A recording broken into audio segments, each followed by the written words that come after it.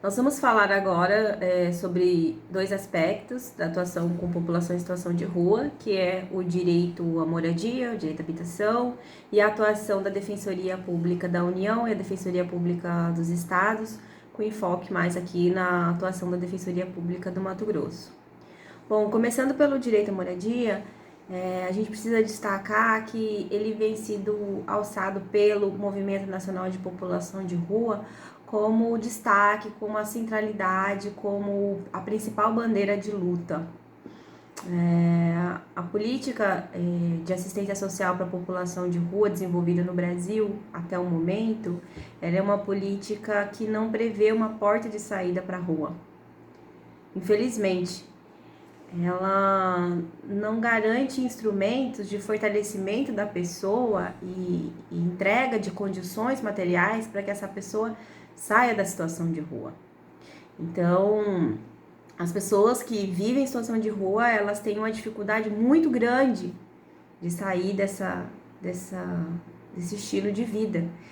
E as ações públicas, governamentais implementadas para esse público, elas não preveem um escape para isso. Nós temos os equipamentos da assistência social, como os acolhimentos institucionais de adultos, né? Nós temos aí para criança e adolescente também, acolhimento institucional, tem as repúblicas.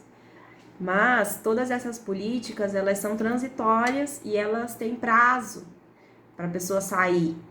Então, um acolhimento numa instituição dura meses, né? Logo a pessoa precisa sair, dar vaga para outro. E para onde ela vai? Ela volta para a rua. Né? Então, é inconcebível que uma pessoa que esteja vivendo um processo de tamanha vulnerabilização e exclusão consiga sair dessa situação em tão pouco tempo. Então, a política habitacional, ela, depois de muito debate, depois da gente sofrer, bater cabeça para poder entender qual é a saída, né? Hoje a gente vê o próprio governo federal, com o Ministério da Mulher, da Família e dos Direitos Humanos se empenhando nessa pauta. No ano de 2019 foi feito um grande seminário para introduzir no debate político a questão da moradia, através da política habitacional Moradia Primeiro, conhecida mundialmente como Housing First. E nós estamos agora, através da Defensoria Pública, também muito engajados nesse debate de moradia. A casa como um lugar de proteção, a casa como um eixo de garantia a todos os demais direitos, né? Porque na rua a sua vida ela é publicizada, você não tem privacidade, você toma um banho num cano que é quebrado, sabe, numa torneira ali, você não tem água para beber, né? Você não tem lugar para suas relações íntimas, tudo vira público na rua. E na rua a pessoa tá sujeita à violência, sujeita, assim, as pessoas em situação de rua, se você para conversar e ouvir o medo de dormir à noite, né? E a mulher, por exemplo, ser estuprada, ser violentada e se ver grávida, né? Ou para os homens, para as crianças, para os adolescentes, para todos. A rua não é lugar de viver. É muito interessante quando você fala disso, e trabalhando há certo tempo, né, com população em situação de rua, eu sempre fico fazendo esse exercício de alteridade e ficar imaginando, assim, aí eu peço para todo mundo que está nos vendo, imagina o que é você não ter, como a Rosana falou, uma casa, você ser publicizado, porque a gente tem o espaço público, onde a gente transita, quem é domiciliado, né, quem tem uma casa. Aí você vai para a rua e quando você está cansado, agora a gente, por exemplo, a gente está num momento de pandemia. O cerne é o isolamento social e as pessoas em situação de rua estão passando por muitas dificuldades. A gente tem batalhado aqui em Cuiabá, por exemplo. A Rosana teve um trabalho fundamental e aí hoje tem um hotel que não é o ideal, mas assim, tem um hotel para as pessoas em situação de rua. Mas assim, estar em situação de rua, você não ter uma casa para voltar, para dormir, é muito pesado. Eu lembro assim, conversando na minha pesquisa com pessoas em situação de rua, falando assim, eu não durmo, eu fecho o olho. Porque a pessoa fica num estado de tensão direto, porque ela não sabe se ela vai ser assassinada, se ela vai ser estuprada. Então, assim, é muito pesado isso, assim, isso vai gerando um desgaste, assim, muito forte. É muito, muito complicado e muito complexo. Às vezes a gente vê as pessoas em situação de rua dormindo durante o dia, a pessoa fala, porque não gosta de trabalhar e tal. Não, porque muitas vezes o trabalho é à noite, porque isso também é um outro mito, que como se a população em situação de rua não trabalhasse. E aí ela prefere dormir de dia porque se sente mais segura. Acho que vai ser mais difícil sofrer uma violência durante o dia. Então, durante a noite ela tem que ficar ligada. Então, acho que é mais ou menos isso. A casa, segundo a Constituição, é asilo inviolável, né? Ninguém pode entrar na sua casa sem a sua autorização, a não ser que seja acontecendo um crime lá dentro, né? Então, assim, quem não tem casa não tem essa inviolabilidade de vida, né? Porque é dentro de casa que você pode descansar, pode ser você mesmo. Na sua casa você é o rei, né? Você ter a chave da sua casa e abrir e entrar, isso daí é muito significativo, né? A população em situação de rua não tem. Então, depois de um dia de trabalho, né? Porque isso também é um mito, como se eles não trabalhassem. Eles trabalham, sim, eles são muito explorados no trabalho. O trabalho da população em situação de rua tem um valor muito inferior do que qualquer outro, né? Por conta da aparência, por conta da vulnerabilidade, as pessoas acham que pode explorar. Enfim, imagina depois de um dia cansativo. Aqui em Cuiabá foi o maior calor, né? A gente tá louco para chegar em casa, descansar, tomar um banho, relaxar. Quem está em situação de rua não tem esse direito, né? Em casa você pode preparar sua própria refeição, você pode tomar banho, fazer coisas simples, né? Que garante sua qualidade de vida, que garante sua estabilidade emocional, que garante sua saúde. E quem está em situação de rua não tem, sabe? Não tem banheiros públicos nas ruas para a população de rua usar, para tomar banho, sabe? Água. Não tem água para beber. Onde eles vão beber água? Não tem bebedouros públicos. Então, assim, eles são tão invisibilizados, eles não são, você vê, eles não são computados na população brasileira, no censo. É como se não existissem, sabe? Isso é uma grande crueldade. Então, a casa, ela vem como eixo de garantia de direito de todos os demais direitos, né? Então, assim, para segurança alimentar, para a questão da saúde, para proteção, para segurança pública das pessoas.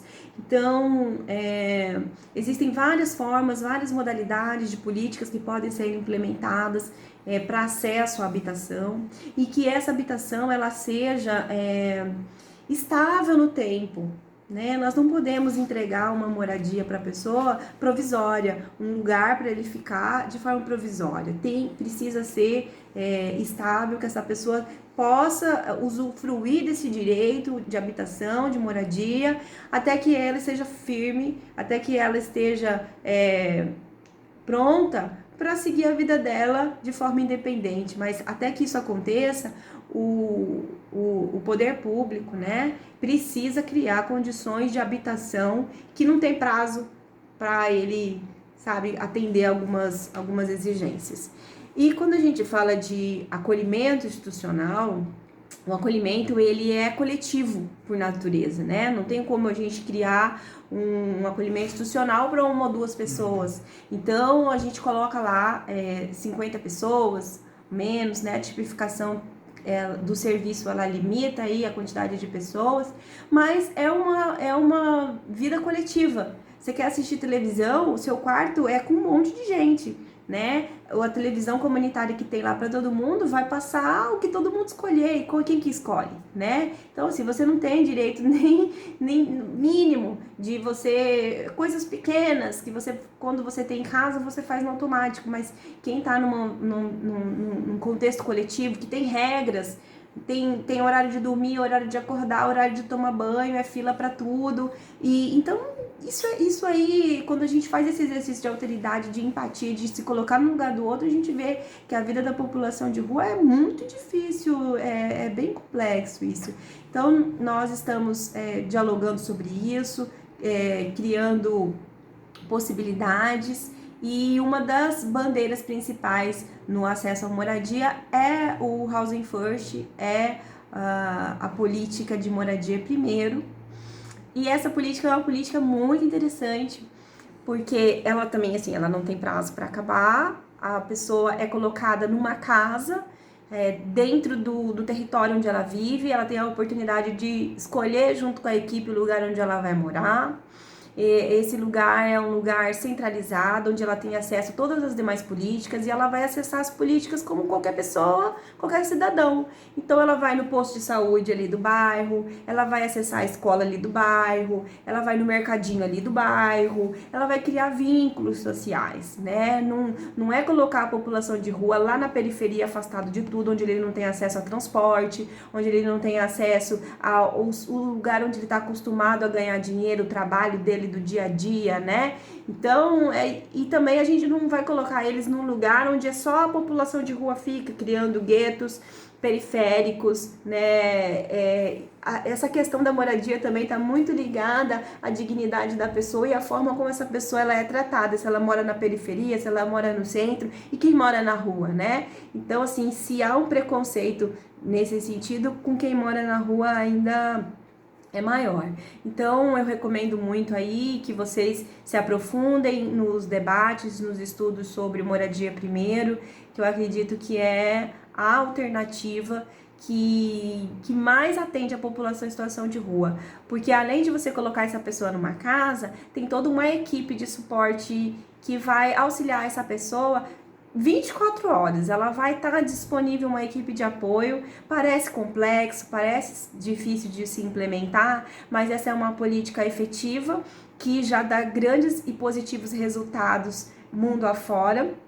No Brasil, a gente já tem experiências sendo desenvolvidas, e aqui eu destaco o trabalho do INRUA, no Paraná, que já há mais de um ano vem desenvolvendo o programa, a política habitacional Moradia Primeiro, com 5 casas, acho que em torno de 5 ou 6 pessoas ou mais, não sei, beneficiárias desse programa, e as pessoas não saem, elas têm segurança e a tranquilidade para se desenvolver, para superar suas complexidades e se fortalecer. Eu acho bem essa virada, né, de chave para moradia é muito interessante, porque a gente percebe que a política vem de 2009 e a gente percebe que a população em situação de rua só aumenta. Então, o que a gente tem que fazer? Eu acho que assim, botar o foco, e assim, a nossa Constituição é um direito social fundamental, o direito à moradia, está lá no artigo 6º da Constituição. Então, assim, mas como a gente vai transformar essa norma em realidade? Então, acho que o Moradia Primeiro é muito interessante para isso. E aí, se a gente pensa todos os equipamentos da assistência, o valor, o custo que então a gente percebe que até financeiramente é melhor, porque você tem mais efetividade. Então, até o uso abusivo de álcool e outras drogas, por exemplo, quando você está na rua, qual é o nome do psiquiatra que criou o consultório na rua? É o Antônio Neri Júnior. Antônio Neri Júnior, ele fala que a droga na rua é uma questão de vida, não é uma questão de morte. Então, assim, a Maria Lúcia, que foi uma grande liderança que faleceu do Movimento Nacional de População em Situação de Rua, ela falou assim, imagina o que é estar em situação de rua, como eu não vou beber, como eu não vou utilizar drogas, é muito pesado, assim, a vida já é muito pesada, você está com frio, você está com fome, então, assim, aparece o álcool ali, ou a droga, para tapear essa fome, né, entre aspas. Então, assim, é muito complexo. E aí, quando você tem uma moradia, até o uso abusivo de álcool e outras drogas já tem sido provado que tem reduzido. Então, assim, para uma perspectiva de redução de danos é muito interessante também. E aí a gente pensa vários países, nos Estados Unidos, em vários países da Europa, como é importante isso, assim, a questão do foco para a moradia. Acho que agora a gente pode ir para a questão das defensorias, né? Sim, vamos falar um pouco sobre o trabalho da Defensoria Pública. A Defensoria Pública, ela faz parte do sistema de justiça, do sistema de garantia de direitos, e ela deve trabalhar com prioridade a defesa de direitos de grupos vulnerabilizados, dentre esses a população em situação de rua se insere. E a gente trabalha no fortalecimento das políticas públicas, com articulação com o movimento de população de rua. Aqui em Cuiabá, a Defensoria Pública foi determinante para a criação do Movimento Nacional de População de Rua e também do Fórum de População de Rua de Cuiabá, que são instâncias participativas da sociedade civil e principalmente da população em situação de rua. Nós iniciamos o debate através de rodas de conversas e a criação de grupos de trabalho interinstitucional, que evoluiu para a criação do fórum. Esse fórum foi criado no ano de 2017 e ele permanece até hoje. E a partir dos trabalhos do fórum, nós iniciamos rodas de conversa e educação em direitos com a população de rua nas praças. E aí, nesse contexto, é muito importante que a gente escute a população em situação de rua, que a gente não imponha a nossa verdade, mas que a gente aprenda com eles, né? E uma outra coisa muito importante é o cuidado com o outro. E esse outro, ele passou por trajetórias extremamente difíceis na vida, né? E muitas vezes a gente começa um trabalho e abandona, ou faz um trabalho de uma forma que não tem paciência, que não tem resiliência. Então, esse trabalho com a população de rua precisa de muita paciência, precisa de muita resiliência, porque às vezes eles vão tacar na sua cara toda a frustração, eles vão colocar para fora toda a exclusão, todo o sofrimento deles. Às vezes eles não vão saber como falar, você pode se sentir ofendido, você pode se sentir frustrado, mas eu insisto que o trabalho seja feito sempre com empatia, com resiliência, com paciência e com amor também, para que a gente consiga superar toda a complexidade que estar com eles e ouvir e ter paciência, porque as pessoas, elas têm o tempo delas, nós temos o nosso tempo pra gente desenvolver uma potencialidade, pra gente superar uma questão, superar um trauma, né? Então, quem vive em situação de rua passou traumas que nós não podemos nem imaginar, né? Só quem tá na pele que sabe. Então, o trabalho da Defensoria precisa alertar e ser alertada também para ter esse olhar mais humanizado com a população em situação de rua. Nós articulamos esse trabalho com o movimento, com a população em situação de rua, dando voz a eles, né? Porque a Defensoria Pública ocupa espaços dentro do debate político, com gestores, com os políticos, né?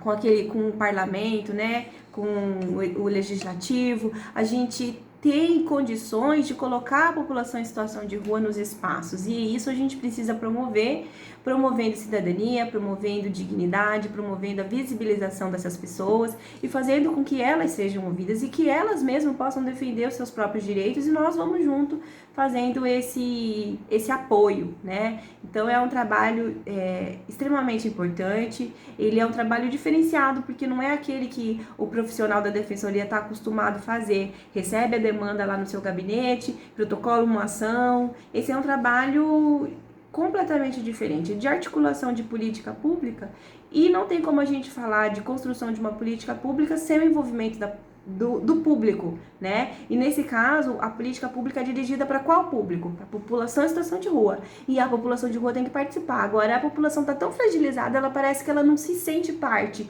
que ela não acredita que alguma coisa vai ser feita para ela. Então, para você construir esse fortalecimento dessa pessoa, para que ela fale assim, eu tenho voz? Eu posso falar? Eu vou ser ouvido?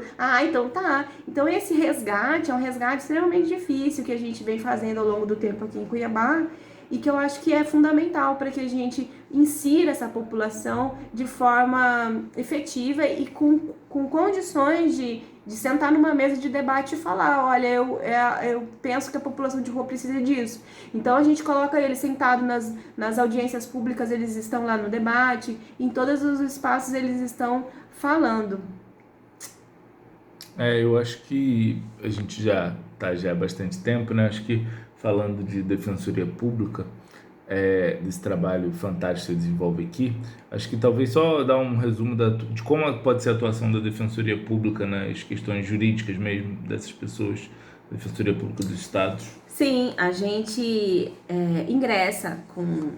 Quando a gente não consegue compor com o executivo alguma construção, né, alguma saída, a gente ingressa com ações judiciais. Isso também é um dos instrumentos de acesso à justiça que a gente tem, né, como ferramenta para acesso à justiça.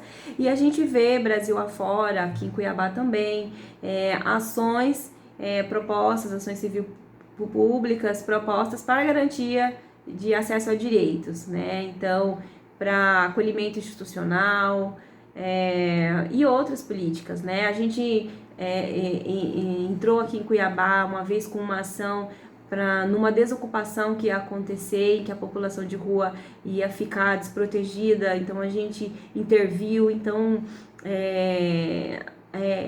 realmente muito importante o trabalho que a Defensoria Pública pode fazer, e esse trabalho é bem amplo, bem variado. Então, é muito interessante ver a Defensoria como um parceiro, como um apoio na construção desses direitos. Então, só falando um pouquinho da DPU, e aí falando como a gente está falando para também profissionais que trabalham, sempre verificar as defensorias públicas, tanto da União quanto dos estados. Infelizmente, a gente não tem todos os municípios, nem Defensoria Pública do Estado, nem da União. Dependendo do estado, né? Por exemplo, no Rio de Janeiro é uma das exceções que tem em todos os municípios, mas Brasil afora, infelizmente, não é essa a realidade. E a DPU também é essa a realidade. A gente está em 40% da Justiça Federal, das seções, né, da sede de Justiça Federal. Mas nas capitais nós estamos, e sempre verificar se a Defensoria, se tem questões federais envolvidas. A gente tem Defensoria Pública do Estado para demandas estaduais e Defensoria Pública da União para demandas federais. No Rio de Janeiro, por exemplo, a gente atuava muito em articulação com o sistema socioassistencial, e aí, por exemplo, quando tinha algum benefício de prestação continuada que é previsto na Constituição e regulamentado pela Lei Orgânica de Assistência Social, o benefício foi negado pelo INSS. A quem você pode recorrer? Você pode recorrer à Defensoria Pública da União, se a cidade naturalmente tiver a Defensoria Pública da União atender essa cidade. E aí você vai poder levar esse benefício que foi indeferido para a Defensoria Pública da União, que vai ingressar com uma ação judicial para que o INSS conceda esse benefício. A gente está agora na questão do auxílio emergencial, a Defensoria Pública da União tem atuado fortemente, né, nesse caso, e perceber a Defensoria também como essa grande articuladora.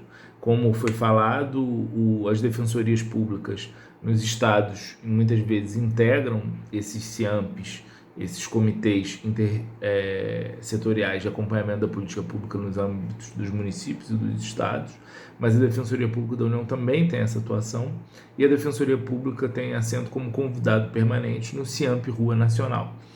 Então, acho que assim, pensar sempre de forma macro, do ponto de vista político-jurídico, mas a Defensoria Pública tem esse papel de também levar acesso à justiça e promover direitos humanos para as pessoas que tiveram benefícios previdenciários, assistenciais negados.